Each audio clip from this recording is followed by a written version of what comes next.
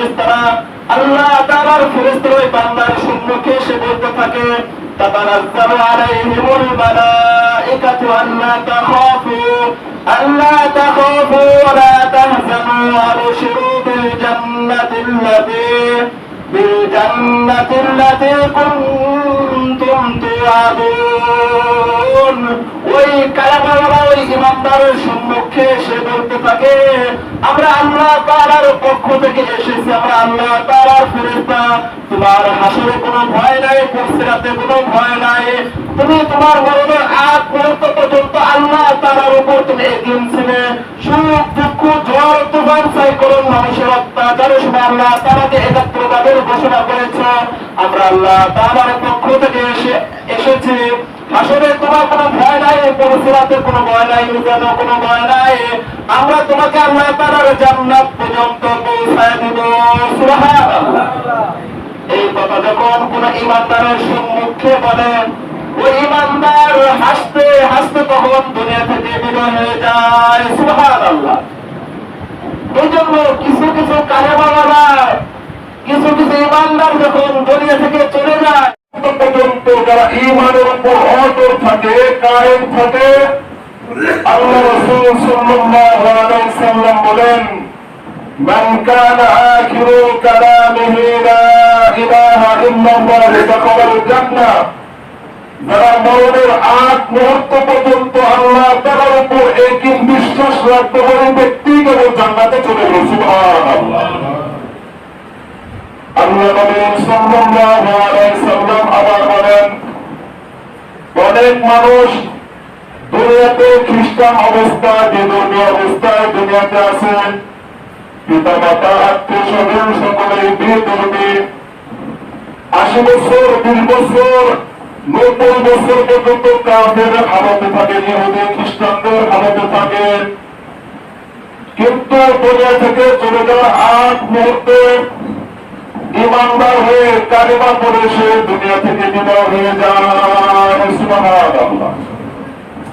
আবার এর বিপরীত হয় বাবা মুসলমান, দাদা মুসলমান, আত্মীয় স্বজন মুসলমান, 10 বছর 20 বছর 30 বছর 80 বছর ইমানের হালতে থাকে, যখন দুনিয়া থেকে বিদায় হয়ে যায় শয়তানের ধোঁকায় পড়িয়া বেঈমান হয়ে কবরে চলে যায়। নাউযুবিল্লাহ।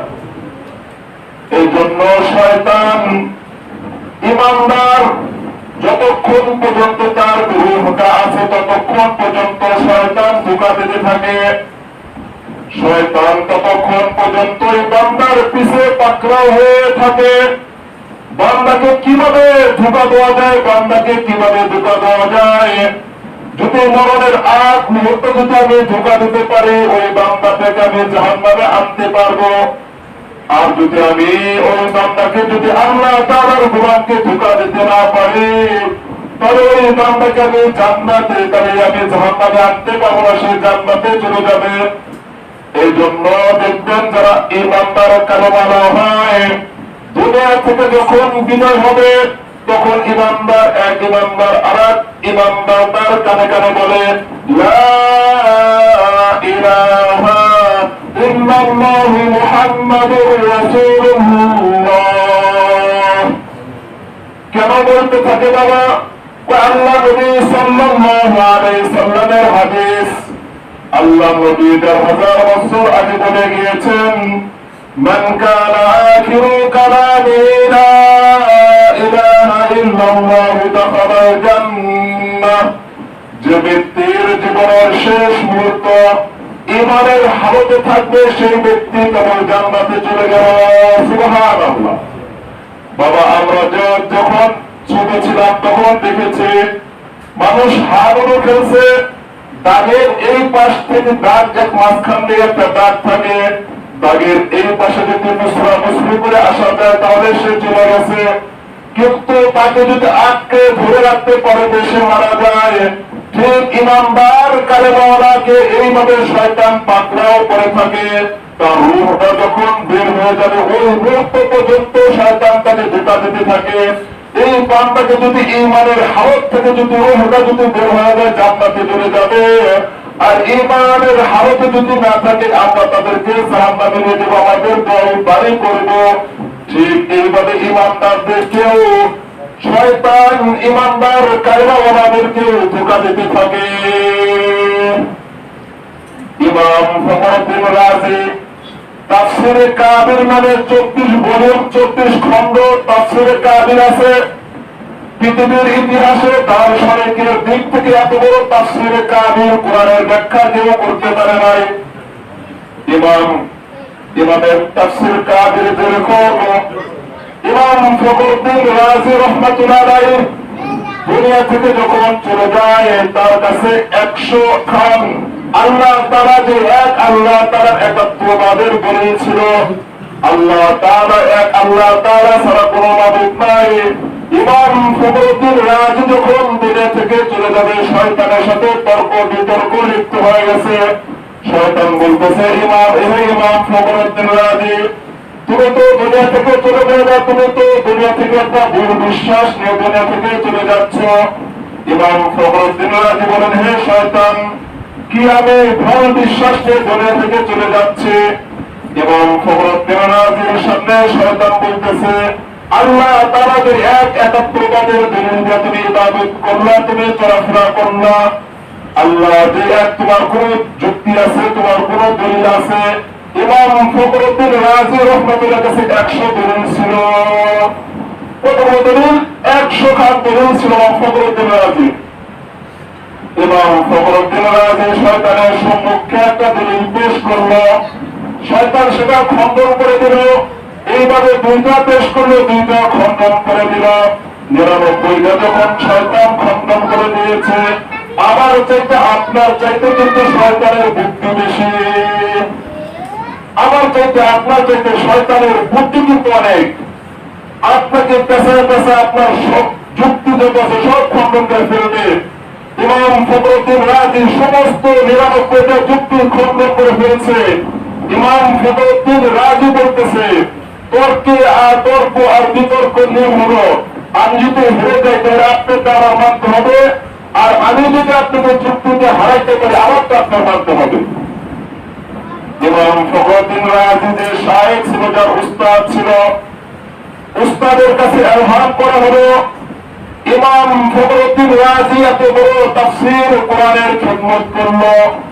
ইমাম ফখরুদ্দীন রাজি শয়তানের সম্মুখে যুক্তি আর তর্ক বিতর্ক লিপ্ত হয়ে 99টা যুক্তি পেশ করছে। আল্লাহ তাআলা যে এক একাত্মবাদের দলিল দিতে পারে নাই, আল্লাহ তাআলা যে এক একের কোন দলিল দিতে পারে নাই।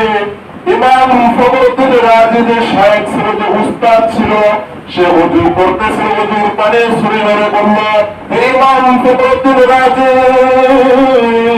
তুমি শয়তানের মুখে বলিয়া দাও ইমানদার কোন তর্ক বোঝে না, কোন যুক্তি বোঝে না।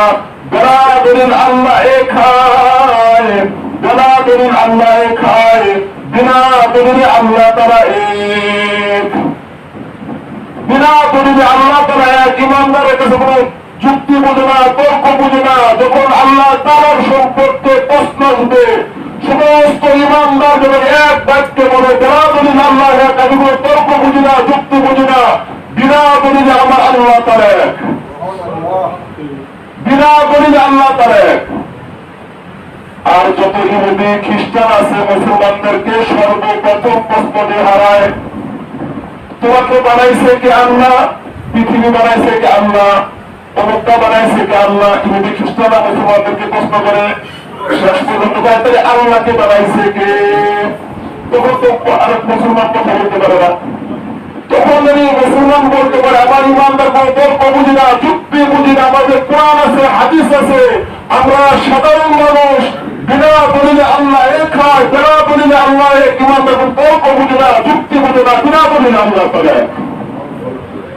এই জন্য ইমাম ফখরুদ্দীন রাজি রাহমাতুল্লাহ আলাইহি সাহেব যখন এই কথা বলল, বলার সাথে সাথে ইমাম ফখরুদ্দীন রাজি বললেন বিনা দলিলে আল্লাহ এক হয়, আমি কোন তর্ক বুঝি না, কোন যুক্তি বুঝি না, বিনা দলিলে আল্লাহ এক।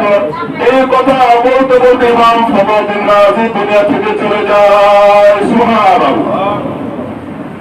এটা কোন কোরআন হাদিসের কোন তথ্য এটা জাস্ট ওলামায়ে কেরাম কিছু দৃষ্টান্ত আমার জীবনে আপনার জীবনে ঘটতে পারে এই জন্য বলার উদ্দেশ্য। কিন্তু দুনিয়া থেকে কিছু ইমানদার আল্লাহ তাআলার দরবারে চলে যায়, আল্লাহ তাআলার দরবারে চলে যায়। ওই ইমানদার হাসতে হাসতে দুনিয়া থেকে চলে যায়। কিছু কালেমাওয়ালা দুনিয়া থেকে হাসতে হাসতে চলে যায়। তারা কারা জানেন? আল্লাহ তাআলা রহমত আয়াতে বলতেছেন, যদি কোন আমার বান্দা আমার গোলাম ছোট ছোট দুইটা বৈশিষ্ট্য পালন করতে পারে, আল্লাহ তাআলা বলতেছেন আমার গোলাম যদি ছোট ছোট দুইটা বৈশিষ্ট্য পালন করতে পারে, ওই বান্দা যখন আজরাইল জিবরাইল আলাইহিস সালাম এসে হাজির হয়ে যাবে, আজরাইল এসে হাজির হয়ে যাবে, ওই ইমানদার হাসতে হাসতে দুনিয়া থেকে চলে যাবে। সুবহানাল্লাহ।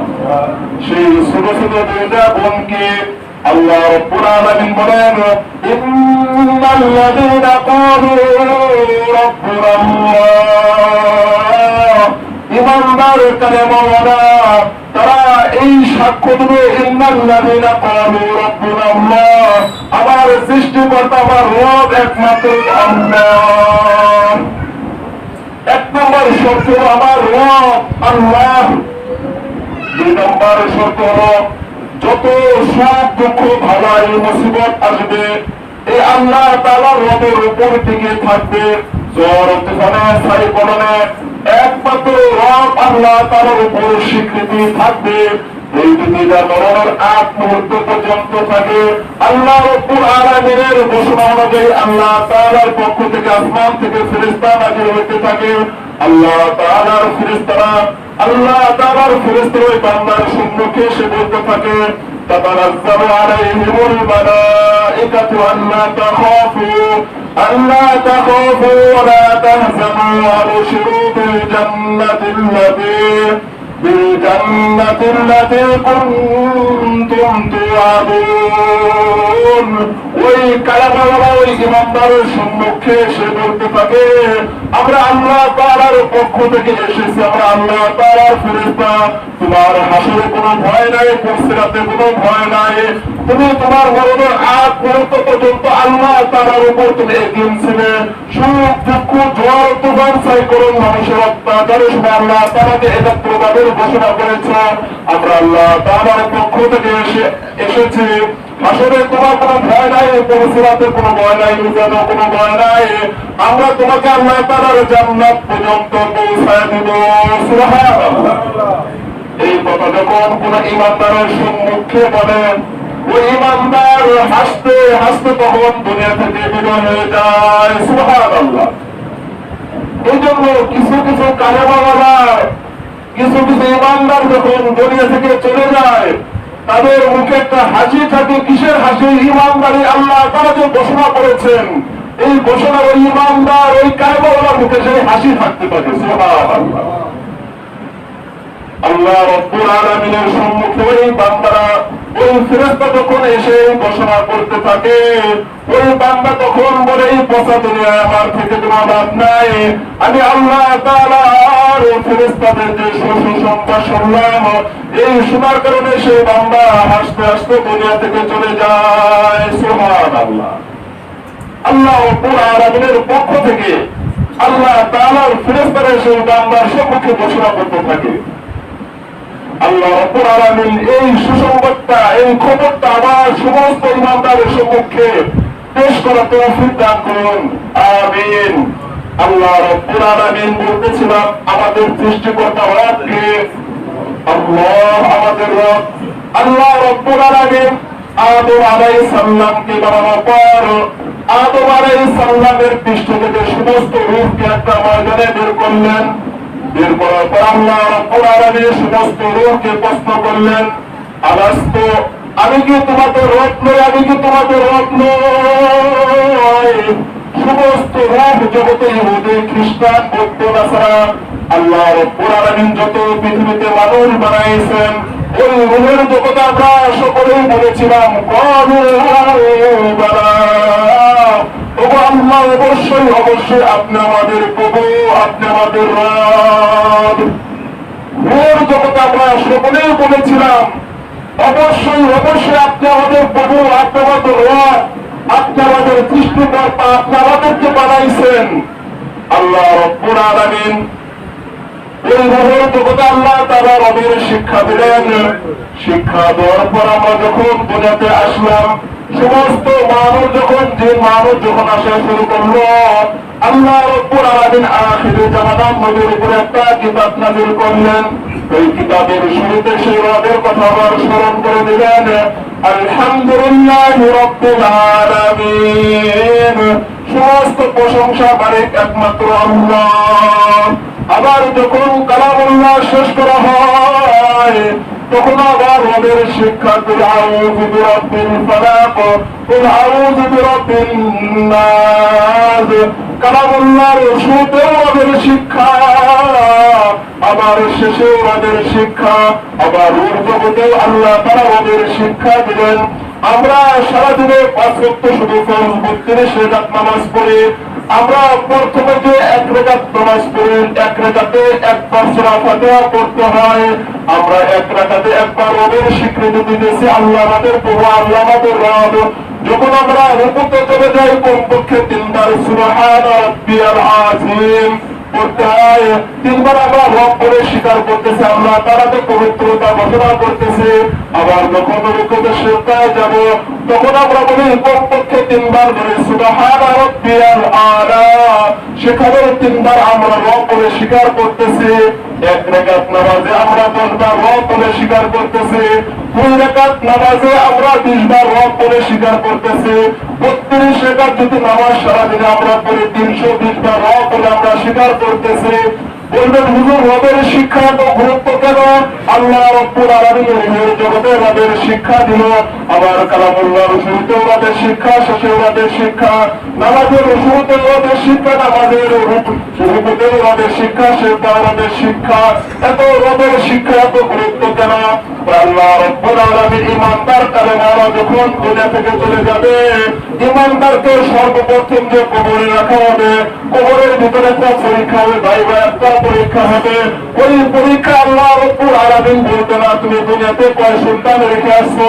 ওই কবরের জগতে বলবে না, আল্লাহ রব্বুল বলবে না, দুনিয়াতে কত ধন সম্পদ রেখে আসছো, কত ঘর বাড়ি রেখে আসছো। আল্লাহ তাআলা বলবে না, আল্লাহ রব্বুল আলামিন বলবেন, মান রব্বুকা, তোমার রবকে। কবরের জগতে বলবে আল্লাহ রব্বুল আলামিন সর্বত রবকে, মান রব্বুকা, তোমার রবকে। তখন বুঝে বলে, আমি তো রবের শিক্ষা দুনিয়াতে পাই নাই, আমি পাই নাই। আল্লাহ রব্বুল আলামিন ফেরেশতাদেরকে বলবেন, ও আমার ফেরেশতারা, আমি রূহের জগতে রবের শিক্ষা দিলাম, আবার কুরআনুল কারীমে রবের শিক্ষা দিলাম, শেষে রবের শিক্ষা নামাজে প্রতিদিন 5 ওয়াক্ত নামাজে 320 বার রব বলে আমাকে স্বীকার করলো। এখন আমাকে রব বলে না, রব জানে না। ও ফেরেশতারা, যাও যাও, এই আমার বান্দাকে জাহান্নামের নদীর দিয়ে তাকে পিটাইতে পিটাইতে জাহান্নামের তলদেশে নিক্ষেপ করো। নাউযুবিল্লাহ। তখন ওই বান্দা বলতে থাকবে, হা হা লা আদরি, হা হা লা আদরি, হায় হায় আমি জানি না রবকে, হা হা লা আদরি। আর যখন ইমানদার কালিমাওয়ালাকে জিজ্ঞেস করা হবে, মান রব্বুকা, তোমার রবকে। হযরত উসমান গনি রাদিয়াল্লাহু তাআলা যখন এই কবরের পাশ দিয়ে যাইতেন, হাউ হাউ করে কান্নাকাটি শুরু করে দিতেন। উসমান গনিকে বলা হলো, এ ভাই, তুমি তো কান্নাকাটি কবর দেখলে, তো কান্নাকাটি করো কেন? আল্লাহ নবী সাল্লাল্লাহু আলাইহি ওয়াসাল্লাম